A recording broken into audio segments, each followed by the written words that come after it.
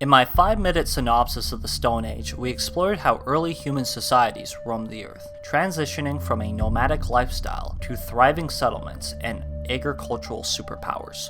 Today, I want to take a step back and delve into the wildlife and ecosystem of the late Paleolithic period, specifically the fascinating animals that roamed the planet long before our time. This era exemplified the concept of survival of the fittest, as early humans were not yet on top of the food chain. Many of our predators from this time have descendants that remain dangerous today, particularly in the rural and tropical regions of Asia, Africa, and South America. Let's begin with the European leopard, a species named for its habitat. This leopard first appeared in Europe between 1.2 and 1.1 million years ago. Having migrated from its African origins, the oldest known remains of the species were discovered in the Valainet cave, located just north of France's southern Mediterranean coast. Archaeologists believe the arrival of the European leopard disrupted local predator ecosystems, putting pressure on competitors like the jaguar. Early depictions describe it as a relatively small cat with a slender build and narrow teeth, focusing on smaller prey compared to its larger competitors. Only after the jaguar's disappearance did the leopard expand its territory across Europe. Over time, it grew larger and became a dominant predator within its ecosystem. Cave paintings in the Chevet cave suggest its fur pattern resembled that of a snow or Persian leopard. Its skull was a medium long in shape, and many fossilized remains have been found in caves near alpine and boreal forests, which likely served as their lairs. The European leopard's extinction was caused by a combination of factors. Following the last glacial maximum, the species struggled to establish stable populations due to diminishing food sources, shrinking habitats, growing wolf populations, and increasing pressure from humans. Eastern populations survived longer due to natural geological barriers like treeless plains that separated them from their western counterparts. Next, we turn to the short-faced bear, a prehistoric giant that roamed North America. This colossal predator was a true marvel of the Ice Age, standing up to 12 feet tall on its hind legs, weighing over 1,500 pounds, and running at speeds up to 40 miles an hour. It's considered the fastest bear that had ever lived.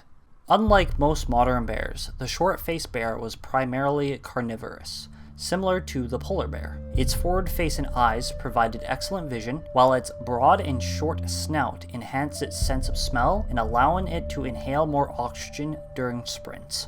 The short-faced bear inhabited high grasslands in western North America, from Alaska to Mexico.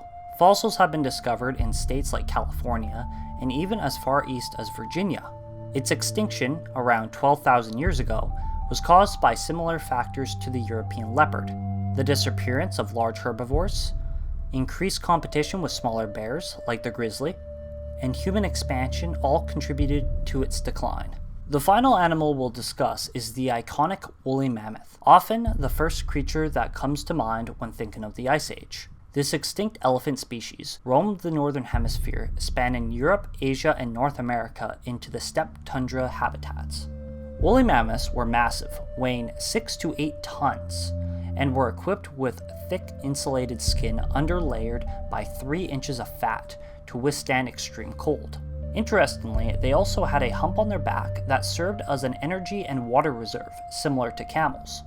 Genetically, the woolly mammoth's closest relative is the Asian elephant, from which it diverged around 6 million years ago. These animals were crucial for early humans, providing food, fur for warmth, and ivory for tools and shelter. Mammoth ivory was so abundant and valuable that it was traded along the Silk Road from Siberia to China and Europe during the medieval periods. The woolly mammoth largely went extinct on the mainland of Siberia and North America around 10,000 years ago.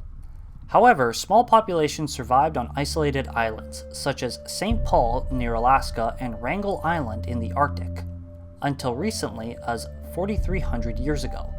Sadly, inbreeding and loss of genetic diversity known as mutational meltdown sealed their fate. As we examine the extinction of these Ice Age animals, a recurrent theme emerges. Large carnivores and herbivores were outcompeted by smaller and more adaptable species introduced into their ecosystems. Human activity and environmental changes played significant roles in their decline. Compared to more recent extinction events, these losses can be debated as natural, resulting from the animals' inability to adapt to changing environments or migrate to survivable habitats. Still, studying these magnificent creatures offers invaluable insight into prehistoric ecosystems and the incredible resilience of life.